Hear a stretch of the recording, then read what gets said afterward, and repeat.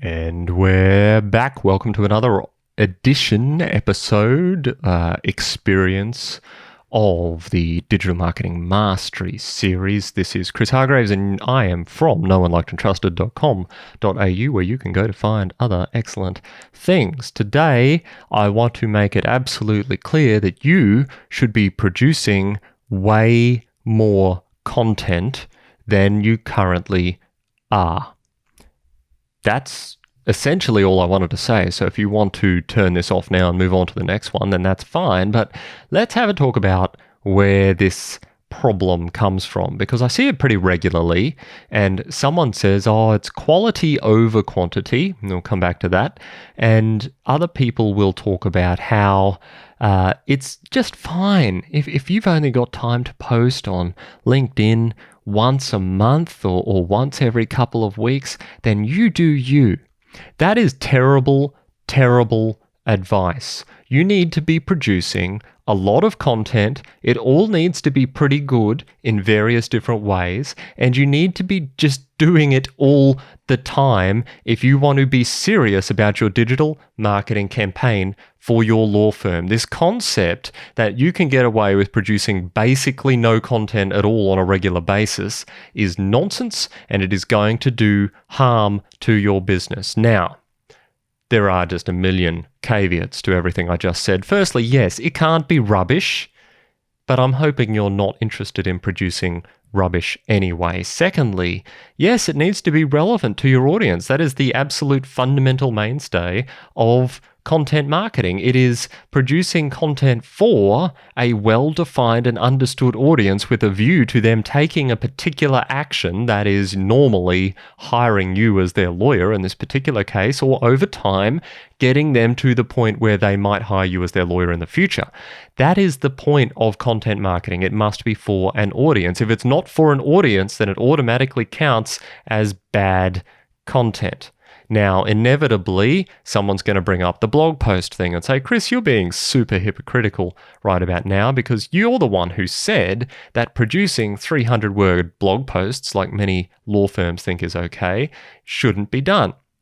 Okay, actually, I didn't necessarily say that. I've said things around that sort of topic, and I may have actually said that from time to time, but what my point is ensure that your blog content has a specific purpose. If you're only producing 300-word blog posts and you're doing that because you think it's going to help your search engine optimization, then you've bought into a myth, and that's a bad thing. However, if you are producing shorter content or micro content or image content or short videos or sort of sharp, snappy audio things that you can share around, then that is a perfectly viable mix of content to have into your overall content mix. Now, how can we possibly produce more content? Number one objection of all lawyers, Chris, I do not have the time to be doing this. Now, honestly, that's usually code for, Chris, this isn't high enough on my list of priorities for me to spend the time doing that.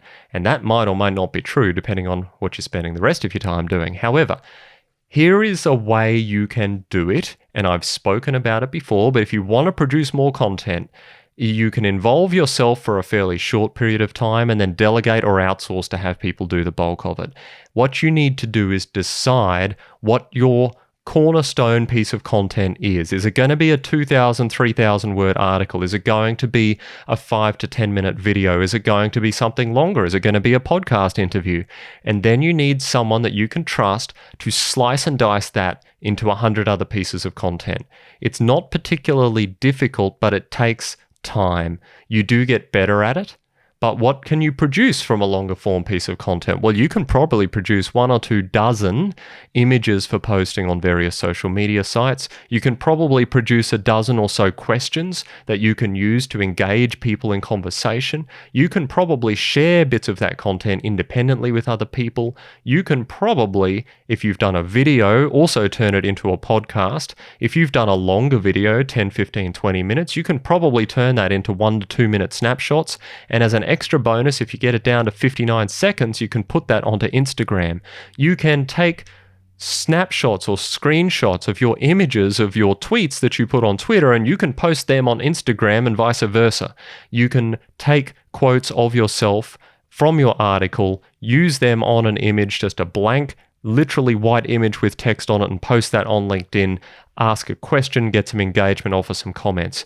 Don't be afraid to take your valuable intellectual property and use it in as many valuable ways as you can think of, because there are so many lawyers out there who are just wasting this effort. They've spent thousands of dollars producing this piece of content by the time they've researched it and planned it and executed it, and then they just share it once and then it dies a horrible death. Don't let that be you. Make more content. Yes, make good content. Make more content. If your quality is slipping because of a desire to get more out, then what you need to assess is, does that matter, or is it just your own perception? Because sometimes we get a bit concerned about being repetitive, sometimes we get a bit concerned about something being too simple, but that's not necessarily always true.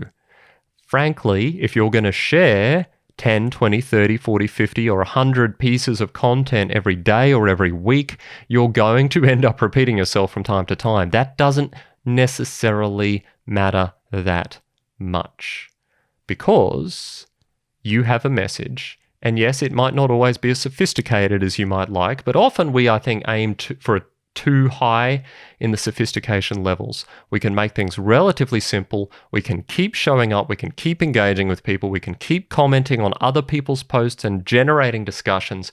Be smart about the use of your time. If you need to, delegate or outsource some of these tasks, but involve yourself in the process and nailing down how you're actually going to go about producing more.